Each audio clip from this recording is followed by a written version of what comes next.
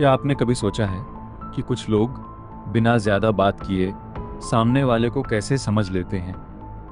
कैसे उन्हें पता चल जाता है कि कोई झूठ बोल रहा है, कोई दुखी है, कोई गुस्से में है या कोई सिर्फ दिखावा कर रहा है?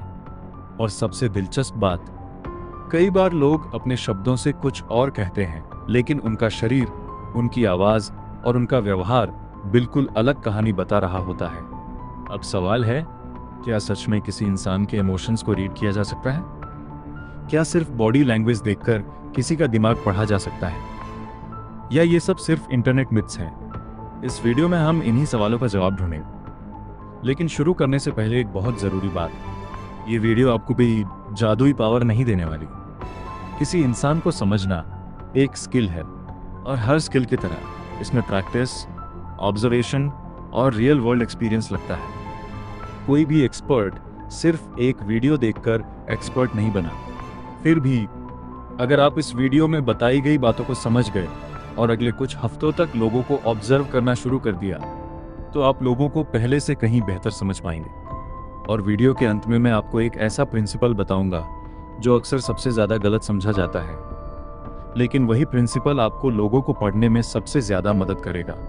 तो वीडियो पूरा देखिए, क्योंकि शुरुआत आसान है, लेकिन असली खेल अंत में शुरू होगा। जब लोग इमोशंस पढ़ने की कोशिश करते हैं तो वे एक बहुत बड़ी गलती करते हैं। वे एक सिग्नल देखते हैं और तुरंत निष्कर्ष निकाल लेते हैं। उदाहरण के लिए, किसी ने हाथ बांध रखे हैं, लोग कहते हैं ये डिफेंसिव है। किसी ने आंखें हटा ली, ये झूठ बोल रहा है। किसी ने पैर हिलाया, ये नर्वस है। लेकिन रियलिटी इतनी सिंपल नहीं होती, क्योंकि एक ही बिहेवियर के कई कारण हो सकते हैं। हाथ बांधने का मतलब ठंड लगना भी हो सकता है। आंखें हटाने का मतलब सोचना भी हो सकता है। पैर हिलाने का मतलब एक्साइटमेंट भी हो सकता है। यही कारण है कि प्रोफेशनल्स कभी भी एक सिग्नल देखकर कंक्लूजन नहीं निकालते। वे पैटर्न्स देखते हैं, क्लस्टर्स देखते हैं, कॉन्टेक्स्ट देखते हैं।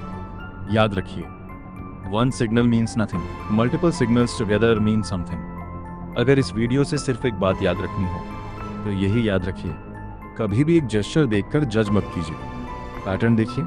अब आते हैं एक कॉन्सेप्ट पर जिसे समझे बिना इमोशंस पढ़ना लगभग इम्पॉसिबल है। उसका नाम है बेसलाइन। बेसलाइन का मतलब है किसी इंसान का नॉर्मल बिहेवियर। हर व्यक्ति अलग होता है। कुछ लोग नेचुरली कम बोलते हैं, कुछ लोग बहुत एक्सप्रेसिव होते हैं, कुछ लोग बात करते समय हाथ बहुत हिलाते हैं, कुछ बिल्कुल नहीं। इसलिए पहले आपको ये समझना होगा कि व्यक्ति सामान्य स्थिति में कैसा बिहेव करता है, फिर बदलाव देखना होगा। उदाहरण, अगर कोई व्यक्ति हमेशा कॉन्फिडेंट रहता है, लेकिन किसी विशेष टॉपिक पर आते ही उसकी आवाज़ धीमी हो जाए, तो वह सिग्नल महत्वपूर्ण हो सकता है। लेकिन अगर उसकी आवाज़ हमेशा धीमी रहती है, तो उसमें कुछ खास नहीं है।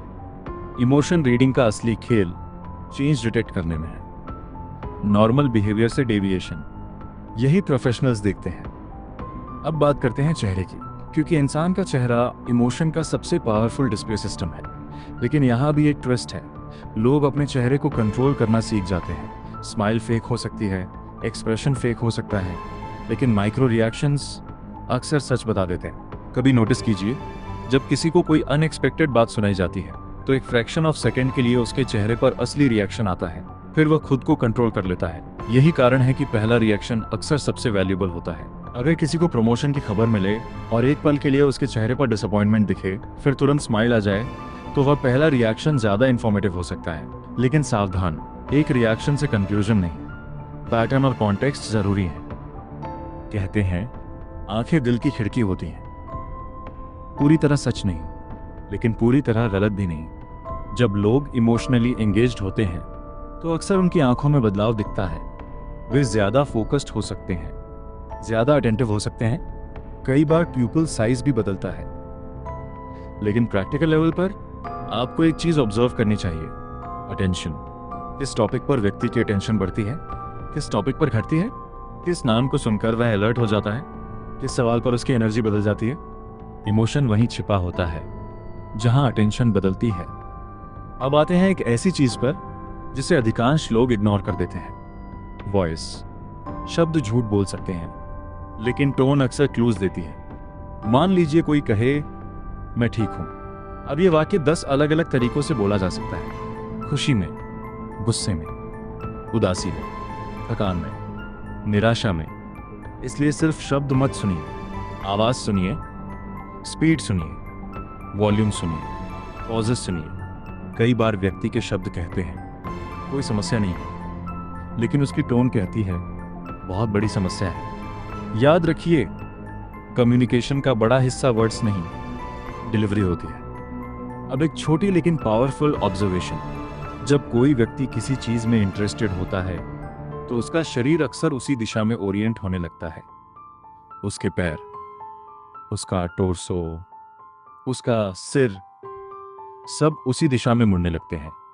किसी ग्रुप कॉन्वर्सेशन में ऑब्जर्व कीजिए, लोग जिस व्यक्ति में सबसे ज्यादा इंटरेस्टेड होते हैं अक्सर उनका बॉडी ओरिएंटेशन उसी तरफ होता है। इसी तरह अगर कोई व्यक्ति मेंटली कॉन्वर्सेशन से बाहर निकल चुका है तो उसके पैर अक्सर एग्जिट की तरफ पॉइंट करने लगते हैं। ये कोई यूनिवर्सल लॉ नहीं है, लेकिन यूजफुल क्लू जरूर है। अब एक प्रिंसिपल जो आपको लोगों को पढ़ने में बहुत मदद करेगा। हर बिहेवियर को लेबल करने की जगह उसे सिर्फ 2 कैटेगरीज में रखिए, कंफर्ट और डिस्कंफर्ट। क्या व्यक्ति कंफर्टेबल दिख रहा है या अनकंफर्टेबल? बस इतना। उदाहरण, बार बार गर्दन छूना, चेहरा रगड़ना, कपड़े एडजस्ट करना, होंठ दबाना। ये कई बार डिस्कंफर्ट सिग्नल्स हो सकते हैं, लेकिन इसका मतलब झूठ नहीं, सिर्फ डिस्कंफर्ट। कारण कुछ भी हो सकता है। Stress, pressure, fear, embarrassment, anxiety. इसलिए सिग्नल को सही नाम दीजिए, गेस मत कीजिए, ऑब्जर्व कीजिए। इमोशन रीडिंग का एक बड़ा हिस्सा ये नहीं है कि लोग क्या कहते हैं, बल्कि ये है कि लोग क्या नहीं कहते। मान लीजिए आप किसी व्यक्ति से एक महत्वपूर्ण सवाल पूछते हैं और वह सीधा जवाब देने की जगह लंबी कहानी शुरू कर देता है। अब इसका मतलब झूठ नहीं, लेकिन यह ऑब्जर्वेशन वर्दी है। कई बार इंफॉर्मेशन से ज्यादा इंफॉर्मेशन की अनुपस्थिति होती है। क्या अवॉइड किया जा रहा है? किस टॉपिक पर साइलेंस है? किस सवाल का डायरेक्ट आंसर नहीं मिला? यही क्लूज छिपे होते हैं। अधिकांश लोग सुनते नहीं, वे सिर्फ अपनी बारी का इंतजार करते हैं। यही वजह है कि वे लोगों को समझ नहीं पाते। अगर आप लोगों को पढ़ना चाहते हैं तो बोलना कम कीजिए, सुनना ज्यादा शुरू कीजिए, और सिर्फ शब्द नहीं, पैटर्न सुनिए, रिपीटेड थीम सुनिए। लोग बार बार किन बातों पर लौटते हैं? किस चीज की शिकायत करते हैं? किस चीज पर गर्व करते हैं? किस चीज से डरते हैं? धीरे धीरे उनका इंटरनल वर्ल्ड सामने आने लगता है। अब एक फैसिनेटिंग कॉन्सेप्ट, इमोशनल लीकेज। जब लोग अन्य इमोशंस छिपाने की कोशिश करते हैं तो कई बार इमोशन किसी और जगह से लीक हो जाता है। चेहरे से नहीं तो आवाज से नहीं तो हाथों से नहीं तो बिहेवियर से।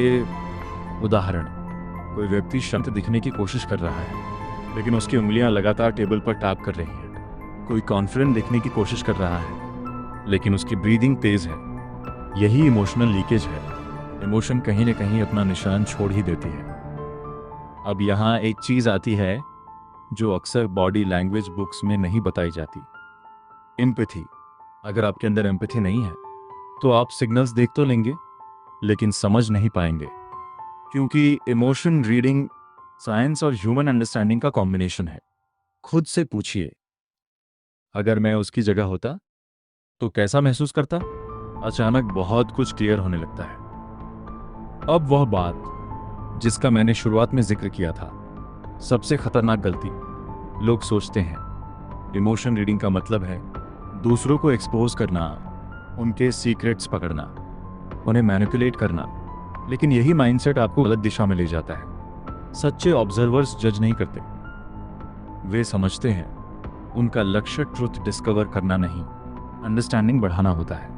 क्योंकि इंसान मशीन्स नहीं है, हर बिहेवियर के पीछे एक कहानी होती है और वह कहानी हमेशा दिखाई नहीं देती। तो आज आपने क्या सीखा? एक सिग्नल देखकर कंक्लूजन नहीं निकालना, बेसलाइन समझना, पैटर्न्स देखना, वॉइस सुनना, बॉडी ओरिएंटेशन ऑब्जर्व करना, कंफर्ट और डिस्कंफर्ट पहचानना, और सबसे महत्वपूर्ण एम्पैथी विकसित करना। अब मैं आपको एक चैलेंज देता हूं। अगले 7 दिनों तक लोगों को जज मत कीजिए, बस ऑब्जर्व कीजिए। ऑफिस में, कॉलेज में, फैमिली में, फ्रेंड्स के बीच। देखिए किस टॉपिक पर एनर्जी बदलती है, किस सवाल पर टोन बदलती है, किस सिचुएशन में बॉडी लैंग्वेज बदलती है। आप हैरान रह जाएंगे कि लोग कितनी इंफॉर्मेशन बिना शब्दों के कम्युनिकेट करते हैं। लेकिन याद रखिए, इमोशन रीडिंग का उद्देश्य पावर नहीं है, अंडरस्टैंडिंग है, कंट्रोल नहीं है, कनेक्शन है।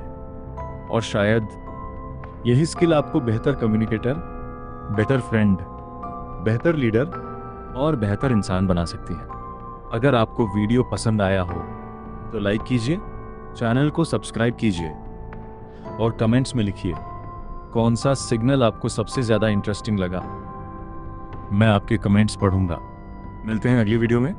तब तक ऑब्जर्व मोर, जज लेस और लोगों को समझने की कला सीखते रहिए। Thanks for watching.